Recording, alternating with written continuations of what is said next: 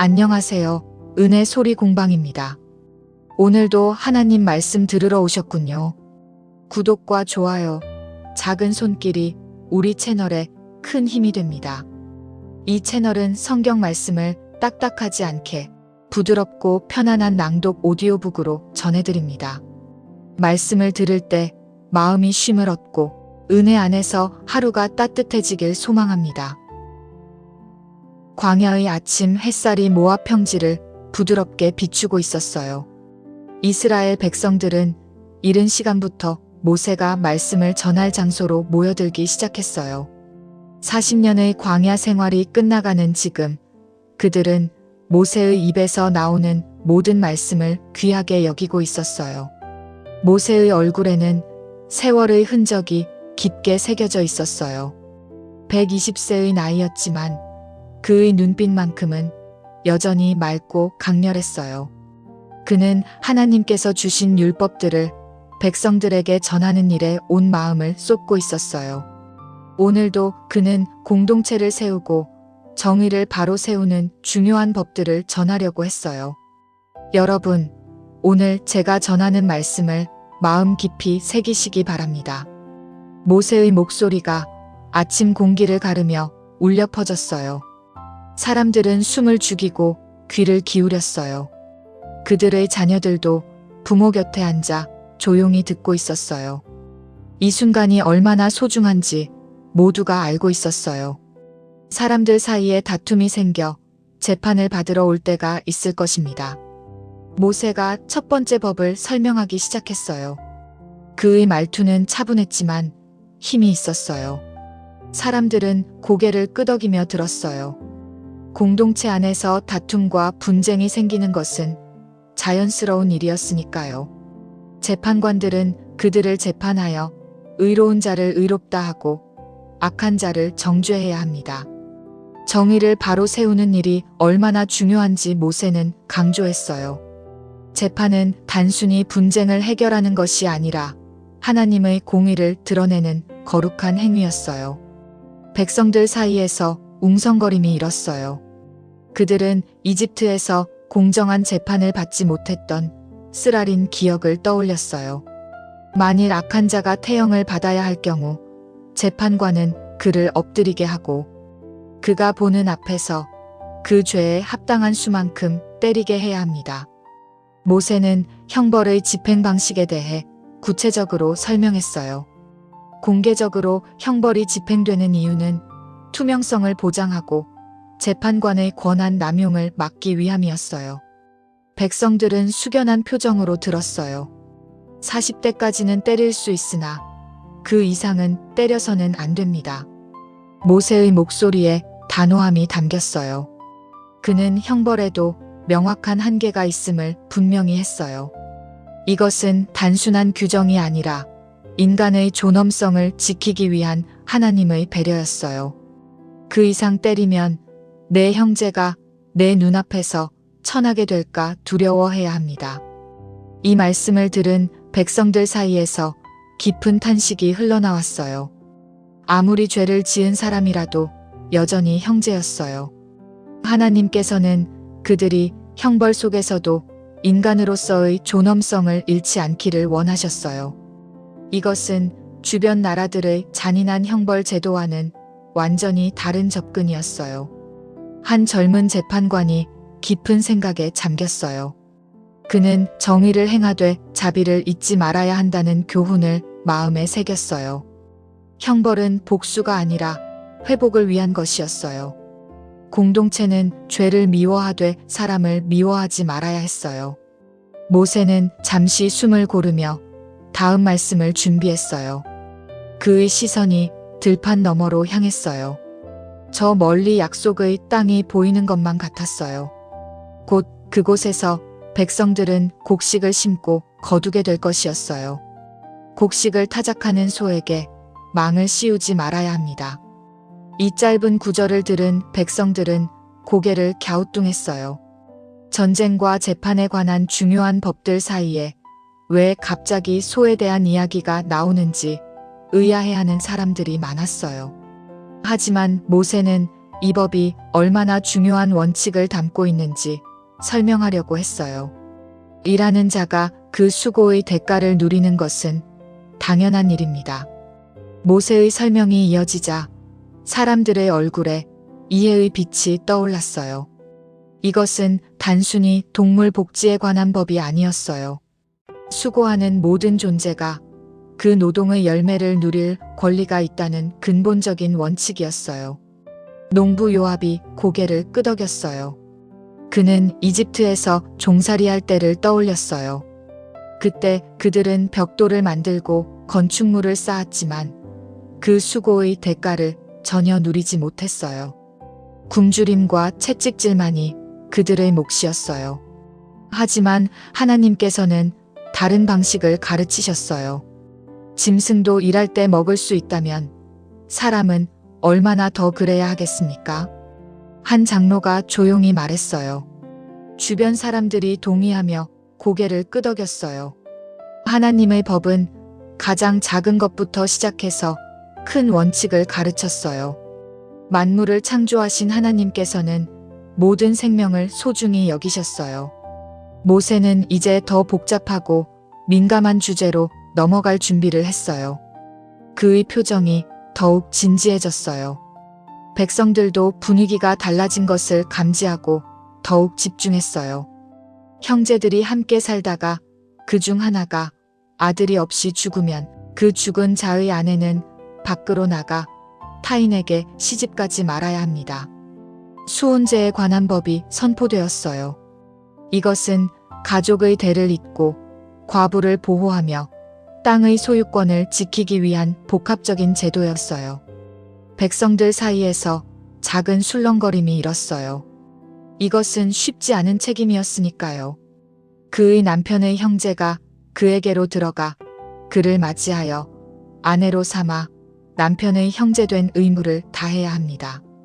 모세가 계속 설명했어요. 이것은 단순한 결혼이 아니라 거룩한 의무였어요. 죽은 형제를 위해, 그의 미망인을 위해, 그리고 가문의 이름을 위해 살아남은 형제가 짊어져야 할 책임이었어요. 그래서 낳은 첫 아들로 그 죽은 형제의 이름을 잊게 하여 그의 이름이 이스라엘 중에서 끊어지지 않게 해야 합니다. 한 과부가 조용히 눈물을 닦았어요. 그녀의 남편도 전쟁에서 죽었고 시동생이 이 법에 따라 그녀를 아내로 맞아들였어요. 처음에는 어색하고 힘들었지만 시간이 지나면서 그것이 하나님의 은혜임을 깨달았어요. 그녀에게는 이제 아들이 있었고 남편의 이름이 계속 이어지게 되었어요. 그러나 만일 그 사람이 그 형제의 아내 맞이하기를 원하지 않으면 그 형제의 아내는 성문의 장로들에게로 나아가야 합니다. 모세는 이 의무를 거부할 수 있는 가능성도 언급했어요. 강제할 수는 없었어요. 하지만 그 거부에는 공개적인 수치가 따랐어요. 이것은 공동체가 이 책임을 얼마나 중요하게 여기는지 보여주는 것이었어요. 그리고 말하기를 내 남편의 형제가 그의 형제의 이름을 이스라엘 중에 세우기를 거절하여 남편의 형제된 의무를 내게 행하지 않습니다 라고 해야 합니다. 공개적으로 고발하는 절차가 있었어요. 이것은 개인적인 문제가 아니라 공동체 전체의 관심사였어요. 장로들은 이 문제를 심각하게 다루어야 했어요. 그러면 그 성읍의 장로들이 그를 불러 말할 것입니다. 모세가 설명을 이어갔어요. 장로들은 그에게 의무를 상기시키고 그 중요성을 설명하며 마음을 돌릴 기회를 줄 것이었어요. 그들은 공동체의 지혜를 대표하는 사람들이었어요. 만일 그가 고집하여 나는 그를 맞이하기를 원하지 않습니다 라고 말하면 그 형제의 아내가 장로들 앞에서 그에게 나아가서 그의 발에서 신을 벗기고 그의 얼굴에 침을 뱉으며 말해야 합니다. 이것은 강력한 공개적 수치였어요. 백성들은 이 장면을 상상하며 몸서리쳤어요. 신을 벗긴다는 것은 그가 그 땅에 대한 권리를 포기함을 상징했어요. 얼굴에 침을 뱉는 것은 극도의 모욕이었어요. 그의 형제의 집을 세우지 않는 자에게는 이같이 할 것입니다 라고 말해야 합니다. 모세가 엄숙하게 선포했어요. 그의 목소리에는 경고의 무게가 실려 있었어요. 백성들은 이 법이 얼마나 심각하게 다루어지는지 이해했어요. 그리하여 이스라엘 중에서 그의 이름을 신 벗겨진 자의 집이라 부르게 될 것입니다. 이것은 영구적인 수치의 표시였어요. 그의 가문은 대대로 이 수치를 안고 살아가게 될 것이었어요. 한 젊은이가 옆에 있던 아버지를 바라보았어요. 아버지는 고개를 끄덕이며 아들의 어깨를 다독였어요. 가족의 책임을 다하는 것이 얼마나 중요한지 말없이 가르치고 있었어요. 여인 하나가 이 법을 들으며 마음이 따뜻해졌어요. 그녀는 과부가 된다는 것이 얼마나 취약한 상황인지 알고 있었어요. 주변 나라들에서 과부들은 종종 극심한 빈곤과 학대에 시달렸어요. 하지만 이스라엘에서는 하나님께서 친히 그들을 보호하는 법을 주셨어요. 모세는 잠시 물을 마시며 목을 축였어요. 태양이 점점 높이 떠올라 더위가 시작되고 있었어요. 하지만 아무도 자리를 뜨지 않았어요. 모든 사람이 말씀에 집중하고 있었어요. 사람들이 서로 싸울 때 한 사람의 아내가 그 치는 자의 손에서 남편을 구하려고 다가와 손을 내밀어 그 사람의 음부를 잡거든 그 여인의 손을 잘라야 합니다. 이 법을 들은 백성들이 움찔했어요. 이것은 매우 구체적이고 강력한 법이었어요. 모세는 이 법의 이유를 설명할 필요가 있다고 느꼈어요. 내 눈이 그를 불쌍히 여기지 말아야 합니다. 왜 이렇게 엄격한 법이 필요한가요? 그것은 남자의 생식 능력을 보호하기 위함이었어요. 고대 사회에서 자손을 낳을 수 있는 능력은 가문의 생존과 직결되었어요. 이것을 고의로 해치려는 행위는 용납될 수 없었어요. 한 여인이 남편을 바라보았어요. 그녀는 남편을 보호하고 싶은 마음을 이해했어요. 하지만 그 방법에는 한계가 있어야 했어요. 어떤 급박한 상황에서도 넘어서는 안 될 선이 있었어요. 싸움에 개입하는 것은 이해할 수 있지만 그 방법이 정당해야 합니다. 한 장로가 조용히 설명했어요. 주변의 젊은이들이 고개를 끄덕였어요. 목적이 선하다고 해서 모든 수단이 정당화되는 것은 아니었어요. 이것은 중요한 도덕적 원칙이었어요. 모세는 이제 경제적 정의에 관한 법으로 넘어갔어요. 그의 눈빛이 더욱 날카로워졌어요. 이것은 그가 특히 강조하고 싶어 하는 부분이었어요. 내 주머니에 크고 작은 두 종류의 저울추를 넣지 말아야 합니다. 상거래의 정직함에 관한 법이었어요. 백성들은 고개를 끄덕였어요. 시장에서 거래할 때 공정한 저울을 사용하는 것은 기본 중의 기본이었어요. 내 집에 크고 작은 두 종류의 되를 두지 말아야 합니다. 모세가 강조했어요. 어떤 상인들은 살 때는 큰 되를 사용하고 팔 때는 작은 되를 사용하여 부정한 이익을 취했어요. 이것은 속임수였고 하나님께서 미워하시는 행위였어요. 너는 온전하고 공정한 저울추를 가져야 하며 온전하고 공정한 되를 가져야 합니다. 모세의 목소리에 힘이 실렸어요. 정직한 상거래는 선택사항이 아니라 명령이었어요. 백성들 사이에서 진지한 표정들이 보였어요. 그리하면 내 하나님 여호와께서 내게 주시는 땅에서 내 날이 길리라. 이것은 단순한 권고가 아니라 축복과 연결된 법이었어요. 정직하게 사는 것이 땅에서 오래 사는 비결이었어요. 한 상인이 깊은 생각에 잠겼어요. 그는 때때로 이익을 위해 정직을 타협하고 싶은 유혹을 느꼈어요. 하지만 이제 그 길이 얼마나 위험한지 깨달았어요. 내 하나님 여호와께서는 이런 일을 행하는 모든 자, 부정직하게 행하는 모든 자를 가증히 여기시기 때문입니다. 모세가 분명히 말했어요. 하나님께서는 부정직한 거래를 혐오하셨어요. 그것은 단순히 사회적 문제가 아니라 영적인 문제였어요. 정직은 하나님의 성품을 반영하는 것이었어요. 한 젊은 상인이 아버지를 바라보았어요. 아버지는 평생 정직하게 장사해왔어요. 때로는 손해를 보더라도 속이지 않았어요. 그 결과 사람들의 신뢰를 얻었고 장기적으로는 더 큰 복을 받았어요. 아들은 이제 그 이유를 이해했어요. 여인들도 이 법을 주의 깊게 들었어요. 그들은 시장에서 물건을 사는 사람들이었어요. 정직한 저울과 되는 그들의 가정 경제에 직접적인 영향을 미쳤어요.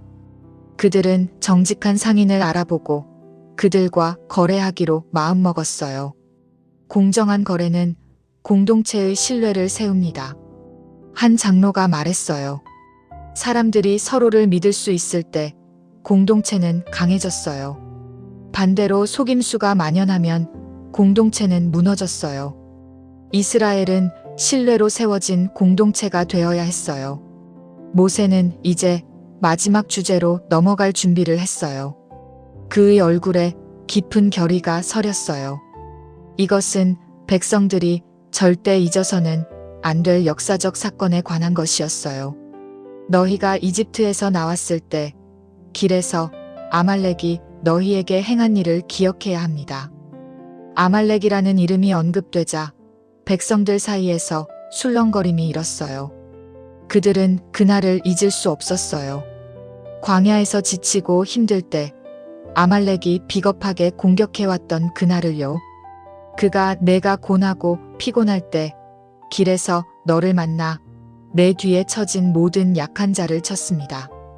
모세의 목소리가 떨렸어요. 그날의 기억이 생생했어요. 아말렉은 정면으로 싸우지 않았어요. 대신 뒤에 처진 노약자들과 어린아이들, 병든 자들을 공격했어요. 그것은 전쟁이 아니라 학살이었어요. 한 노인이 그날을 떠올렸어요. 그는 당시 아직 젊었지만 병으로 행군을 따라가지 못하고 뒤처졌었어요. 갑자기 아말렉 군사들이 나타났을 때의 공포를 아직도 잊을 수 없었어요. 다행히 여호수아가 이끄는 군대가 와서 그들을 구했지만 많은 사람이 그날 죽었어요. 그가 하나님을 두려워하지 않았습니다. 모세가 강조했어요. 아말렉의 행동은 단순히 전략적 공격이 아니었어요. 그것은 하나님을 무시하고 조롱하는 행위였어요. 하나님께서 이스라엘을 인도하시는 것을 보면서도 그들은 감히 하나님의 백성을 공격했어요. 그러므로 내 하나님 여호와께서 내게 주시는 땅에서 내 사방의 모든 원수들로부터 벗어나 안식을 얻거든 너는 아말렉의 이름을 천하에서 도말해야 합니다. 이것은 강력한 명령이었어요. 백성들의 얼굴이 굳어졌어요. 이것은 완전한 심판이었어요. 아말렉에 대한 기억과 그들의 이름 자체를 지워버리라는 명령이었어요. 이것을 잊지 말아야 합니다. 모세가 마지막으로 강조했어요. 그의 목소리에는 긴박함이 담겨 있었어요. 이것은 단순히 복수하라는 명령이 아니었어요. 하나님의 공의를 집행하고 약자를 보호하시는 하나님의 성품을 세상에 드러내는 일이었어요. 젊은 전사 갈렙의 아들이 주먹을 불끈 쥐었어요. 그의 삼촌이 그날 아말렉의 공격으로 죽었어요. 그는 하나님께서 명령하시면 기꺼이 이 명령을 수행할 준비가 되어 있었어요. 하지만 그것은 개인적 복수가 아니라 하나님의 정의를 위한 것이어야 했어요. 한 어머니가 아이를 꼭 안았어요. 그녀는 약자를 공격하는 것이 얼마나 비겁한 일인지 이해했어요. 아말렉은 싸울 수 없는 자들을 공격했어요. 그것은 용기가 아니라 잔인함이었어요. 하나님께서는 그런 악을 용납하지 않으셨어요. 우리가 받은 이 법들은 우리를 세상과 구별합니다. 한 장로가 백성들에게 말했어요. 주변 사람들이 고개를 끄덕였어요. 이스라엘은 다른 나라들과 달랐어요. 그들에게는 정의와 자비를 동시에 강조하는 법이 있었어요. 재판의 법은 우리에게 공의를 가르치되 가혹함을 경계하게 합니다. 또 다른 사람이 말했어요. 40대까지만 때리라는 법은 형벌에도 한계가 있음을 보여주었어요. 죄인도 여전히 사람이었고 형제였어요. 타작하는 소의 법은 우리에게 수고하는 자의 권리를 가르칩니다. 한 농부가 덧붙였어요. 아무리 작은 존재라도 그 수고가 인정받아야 했어요. 이것은 공정한 사회의 기초였어요. 수훈제는 우리에게 가족의 책임을 가르칩니다. 여인이 말했어요. 과부와 고아를 보호하는 것은 개인의 선택이 아니라 공동체의 의무였어요. 이스라엘에서는 누구도 혼자 버려지지 않았어요. 정직한 상거래의 법은 우리에게 신뢰의 중요성을 가르칩니다. 상인이 고백했어요. 속임수로는 진정한 번영을 이룰 수 없었어요. 정직만이 오래가는 복을 가져왔어요. 아말렉에 대한 명령은 우리에게 하나님의 공의를 가르칩니다. 전사가 말했어요. 약자를 공격하는 악은 반드시 심판받아야 했어요. 하나님께서는 무고한 자들을 보호하시는 분이셨어요. 태양이 중천에 떠올랐어요. 모세의 말씀은 계속되었지만 아무도 지루해하지 않았어요. 그들은 이 법들이 단순한 규칙이 아니라 삶의 방식임을 깨달았어요. 한 아버지가 아들의 손을 잡았어요. 그는 아들이 이 법들을 배우고 실천하며 자라기를 원했어요. 정의롭고 자비로우며 정직한 사람이 되기를 바랐어요. 이 법들을 내 마음에 새기거라. 아버지가 아들에게 속삭였어요. 아들은 진지한 표정으로 고개를 끄덕였어요. 그는 오늘 들은 말씀들을 평생 기억하리라 다짐했어요. 여인들도 서로 이야기를 나누었어요. 그들은 이 법들을 자녀들에게 어떻게 가르칠지 의논했어요. 노래로 만들어 부를 수도 있었고 이야기로 풀어 들려줄 수도 있었어요. 우리 아이들이 이 법 안에서 자라면 얼마나 아름다운 공동체가 될까요? 한 젊은 어머니가 말했어요. 다른 여인들이 미소 지으며 동의했어요. 정의롭고 자비로운 사회에서 자라는 아이들은 복된 아이들이었어요. 장로들은 이 법들을 어떻게 적용할지 논의하기 시작했어요. 재판의 절차는 어떻게 만들 것인가? 시장의 감독은 어떻게 할 것인가? 과부들을 어떻게 돌볼 것인가? 우리에게는 할 일이 많습니다. 한 장로가 말했어요. 법을 받는 것은 시작에 불과했어요. 이제 그것을 실천해야 했어요. 땅에 들어가면 이 모든 법들을 실제 삶 속에서 구현해야 했어요. 하지만 우리는 할 수 있습니다. 다른 장로가 확신에 찬 목소리로 말했어요. 하나님께서 함께 하시면 불가능한 일이 없었어요. 그들은 이미 홍해를 건넜고 광야를 통과했고 많은 기적을 경험했어요. 모세는 백성들의 반응을 보며 마음이 따뜻해졌어요. 그들이 말씀을 진지하게 받아들이는 것을 보니 기뻤어요. 40년 전 처음 이집트에서 나왔을 때의 그 불평 많던 백성들과는 많이 달라졌어요. 여러분은 성장했습니다. 모세가 조용히 말했어요. 광야는 그들을 단련시켰어요. 시련 속에서 그들은 하나님을 더 깊이 알게 되었고 서로를 더 사랑하게 되었어요. 젊은 세대가 앞으로 나섰어요. 그들은 광야에서 태어나 광야에서 자랐어요. 이집트의 노예 생활을 직접 경험하지는 못했지만 부모에게서 이야기를 들으며 자유의 소중함을 배웠어요. 우리는 이 법들을 지킬 것입니다. 한 젊은이가 선언했어요. 주변의 또래들이 함께 고개를 끄덕였어요. 그들은 약속의 땅에서 하나님의 법에 따라 살아갈 것이었어요. 공동체의 다양한 구성원들이 각자의 역할을 깨달았어요. 재판관들은 공정하게 재판할 것이고 상인들은 정직하게 거래할 것이며 가장들은 가족의 책임을 다할 것이고 모두가 약자를 보호할 것이었어요. 이것이 하나님께서 원하시는 사회입니다. 한 예언자가 말했어요. 하나님께서는 단순히 종교의식만 원하지 않으셨어요. 일상의 모든 영역에서 하나님의 뜻이 이루어지기를 원하셨어요. 우리가 이 법들을 지킬 때 우리는 세상의 빛이 될 것입니다. 또 다른 사람이 덧붙였어요. 주변 나라들은 이스라엘을 보고 하나님의 지혜를 알게 될 것이었어요. 공의와 자비가 조화를 이루는 사회를 보고 놀랄 것이었어요. 어린아이들도 자기 방식대로 이해하고 있었어요. 그들은 공정하게 나누는 것, 약한 친구를 보호하는 것, 거짓말하지 않는 것이 중요하다는 것을 배웠어요. 크면 나도 정직한 사람이 될 거예요. 한 어린아이가 어머니에게 말했어요. 어머니는 아이를 꼭 안으며 미소 지었어요. 이 아이가 자라서 이 법들을 실천하며 살아간다면 그보다 더 큰 기쁨이 어디 있겠어요? 해가 서쪽으로 기울기 시작했어요. 하루 종일 계속된 말씀의 선포가 끝나가고 있었어요. 백성들은 피곤했지만 마음은 충만했어요. 오늘 받은 말씀을 잊지 마십시오.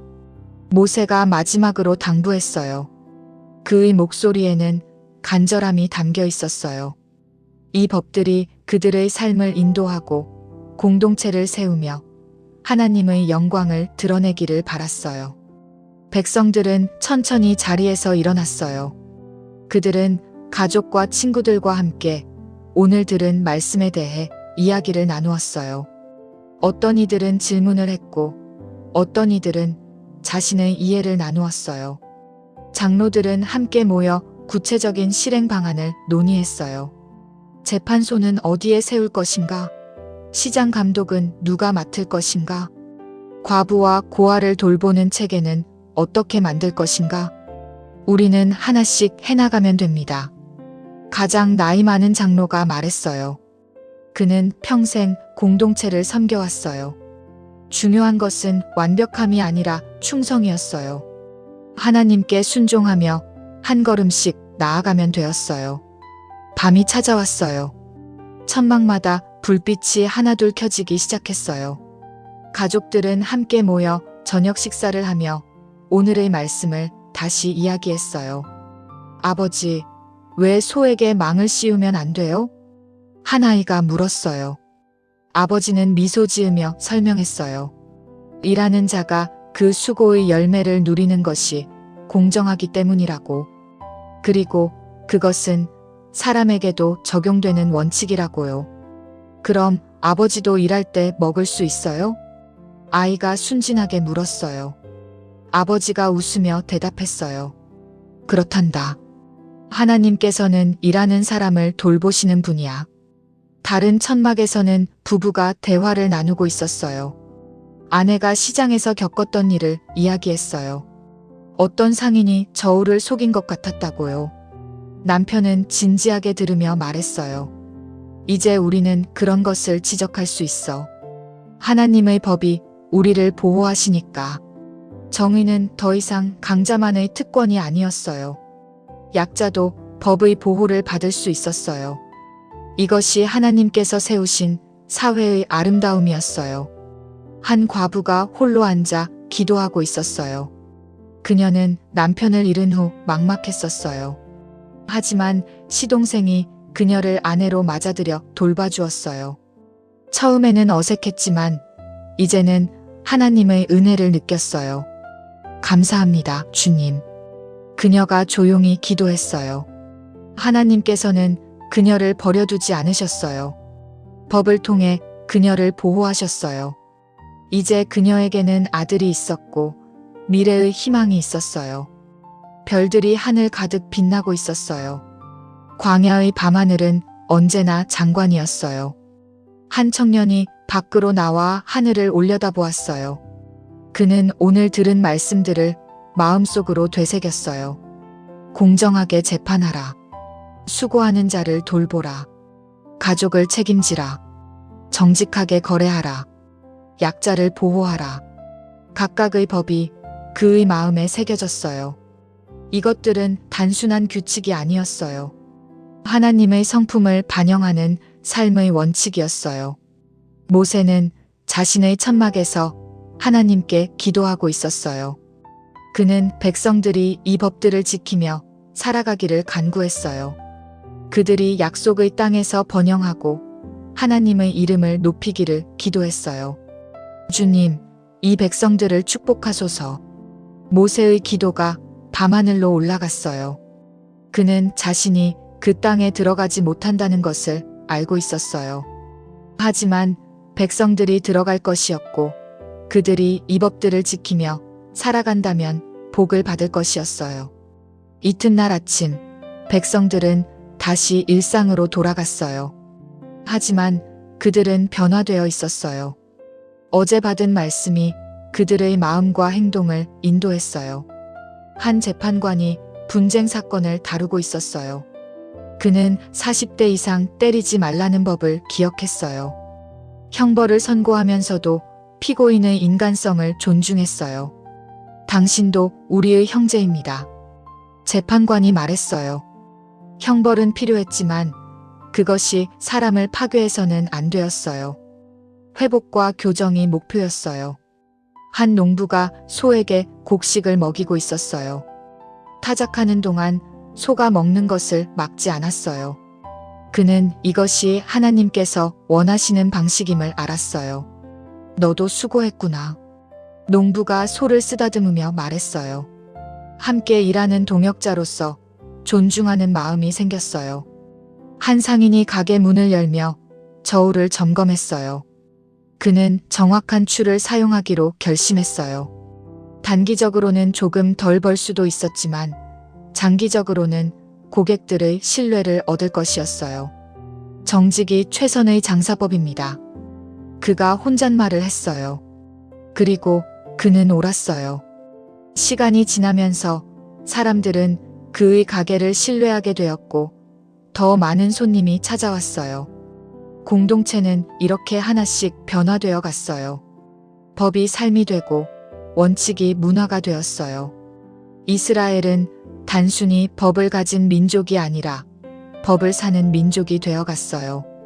그리고 이 모든 것의 중심에는 하나님께서 계셨어요. 공의로우시면서도 자비로우신 하나님, 강자를 견제하시고 약자를 보호하시는 하나님, 정직을 사랑하시고 속임수를 미워하시는 하나님께서요. 세월이 흘렀어요. 백성들은 마침내 약속의 땅에 들어갔어요. 그곳에서 그들은 이 법들을 실천하며 살았어요. 재판소가 세워졌고 시장이 열렸고 가정이 꾸려졌어요.